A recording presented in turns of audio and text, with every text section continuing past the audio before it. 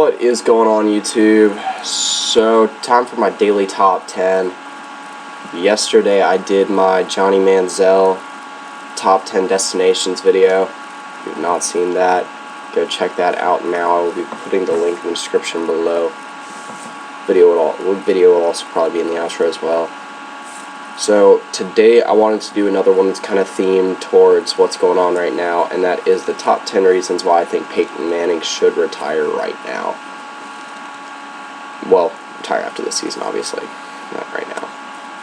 But move into it. So first one I've got is so he can get to the Hall of Fame as soon as possible. So I know this one sounds kind of stupid, and obviously that's why it's the 10th reason, but hear me out for why I think this is number 10. I think that it's a good influence on him right now that two of his biggest influences in the NFL and probably what I like to say best coach and one of the best teammates, his best receiver that he ever had in the NFL. That is Marvin Harrison and Tony Dungy just were elected to the Hall of Fame this year. And I think that that'll make him want to get to the Hall of Fame just as soon as possible. I mean, obviously he's going to be a first ballot Hall of Famer whenever he's put on the ballot. So, move on to my number 9 reason. And obviously this one goes more into the personal reasons category, and for him it's probably one of the most important things. I'm not saying that spending time with family is like a not important reason. Depends on who you are, how you like to do that thing, but separate topic.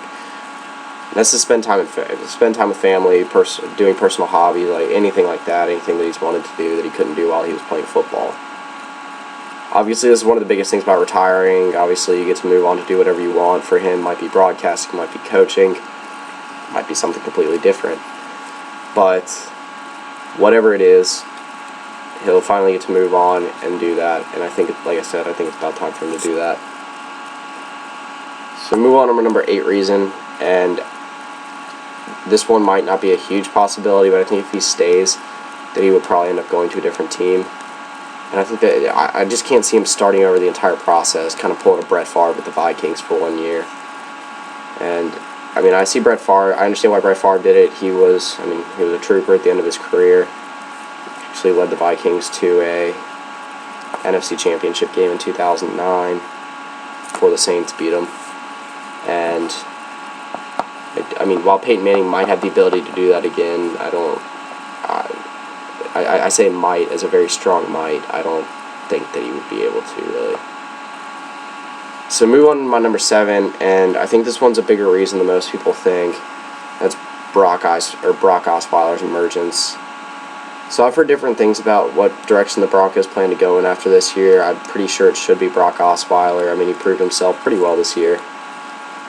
Got benched in the Steelers game, I believe. I believe it was the Steelers game. But anyway, Peyton Manning was benched at one point, or got hurt, something like that. I really can't remember. And then Brock Osweiler took over for a couple weeks, really did well, and then got benched, like I said, I believe it was against the Steelers. And obviously Peyton Manning led the rest of the way to winning the Super Bowl today. And like I said, Brock Osweiler is probably the future of the Broncos, at least for the next few years, if they go in a different direction. Take a quarterback in the late first round, maybe, or try to pick one up off free agents. Then I think that they are looking for a new direction to go, and obviously build around that solid defense they have right now, and maybe try to build around the running game a little bit more. But like I said, Brock Osweiler's emergence has a lot bigger factor to play in it than I think a lot of people take into account. My number 6 reason is kind of a personal thing, and again, obviously this is my top 10, so I can say whatever I want about it, and that is I think he should retire as a Colt this year. Now, obviously I'm a huge Colts fan, and I like Peyton Manning. I'm a big Peyton Manning fan. And I've been a Colts fan since I was very little, so I mean, I think of Peyton Manning as a Colt. I think most people do. I'm not trying to take away anything from the Broncos today. I mean, again, props to them. Like, I'm happy they won. I mean, Probably was going for the Panthers, but that's just coming because I'm from North Carolina. And yeah, I just don't see. I don't see Peyton Manning. I guess I could see him retiring as a Broncos since he just won the Super Bowl, but. And I'm not a big Jim Irsay fan. He's had his ups and downs with the Colts, but overall I don't like him as a whole. He's been a shit show over the last like 5 years. And Peyton Manning, I think, could look past. I don't know. I'm not entirely sure on the whole situation with that. I just know that Jim Irsay said that Peyton Manning should sign like a one-day contract or something like that at the end of the year to retire as a Colt. Anyway, again, that was my personal reason. My number 5 reason is to drink as much Budweiser as possible. So, I'm pretty sure everyone knows what he said after the game. I had a little Budweiser spot and said, I want to spend time with my family, or spend time with my kids, kiss my wife, and drink some Budweiser. And retire, you can do that as much as you want. Get the dad bod going. And really do what you want after you retire. So, number 4, I've got a legitimate reason, and this one's a pretty obvious one. He's got very, very little arm strength left. He actually overthrew, I believe it was Demaryius Thomas or Emmanuel Sanders one time in the end zone. I was very surprised because that's the first time I've seen Peyton Manning overthrow a receiver in quite a while. It's just, I mean, he never had the strongest arm of any quarterback in the NFL, but really, up until about 2012, maybe 2013, he had one of the stronger arms in the NFL, and then 2014 rolled around, and, well, 2014 he still did alright. Obviously, Super Bowl was kind of a pain for them, but 2015 rolled around, and like I said, it just, you could see the arm strength really started to decline. You could see it in 2014 and 2013 that it was starting to decline, but it really didn't start hitting the plateau, especially until this year. And this year, it just completely, I mean, he had more turnovers than touchdowns this year. Alright, so move on to my number 3 reason. That's health concerns. So, this kind of plays into the arm strength thing, but not really. This is an entirely separate thing as a whole. He had a pretty eye-opening interview this week during the Super Bowl media week, and he said that, you know, he's probably going to have to get a hip replacement in about 5 or 6 years. He said that, I mean, he didn't really expose, he just kind of reminded everyone a lot of the pains of the game that a lot of players have to go through, and, I mean, yeah, it's a good valid point. Like, there are a lot of them, and I think that obviously, if you guys remember his neck surgeries as well, might have to go through that again. And like I said, he's got a lot of health concerns just over the last 2 years. Also, that builds up. Like I say, he's got a lot of them. And again, I don't know if another year would be the best thing for that. So move on to my number 2, and this kind of plays into my number 1 reason also. That's just the obvious possibility of possible team regression. And I mean, you just won the Super Bowl, obviously. Can't top it. I mean, you can go back-to-back Super Bowls, sure, but that is incredibly hard to do. I mean, you have the target on your back next year. You're going to have a very strong, in my opinion, a very strong AFC.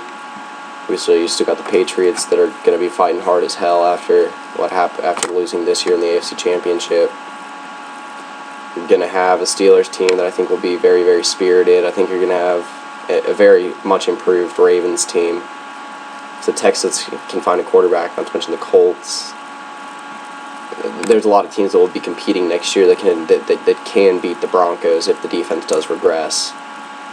And I mean, they finished number 1 this year, so there's a large possibility of that happening.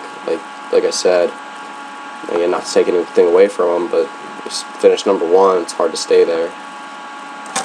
And that plays into my number 1. This is the most obvious reason. I mean, I don't know what better way to retire than by winning the Super Bowl. And like I said, the last one kind of played into this one. I mean, if he stays around another year and ends up maybe not I mean, I'm not, like I said, he might not even stay with the Broncos next year if he does stay.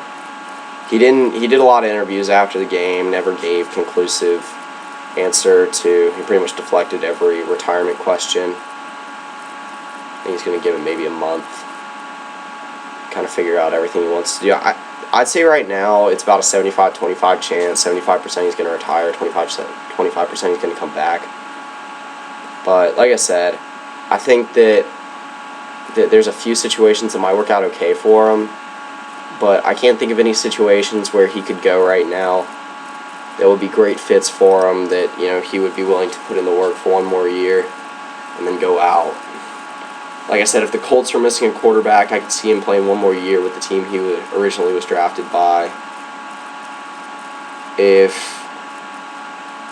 feel like the Saints, if the Saints needed a quarterback, I just feel like because of his dad, it's a situation. If there were any great teams that didn't have a great quarterback this year, and Bengals come to mind, that's just because Andy Dalton was injured.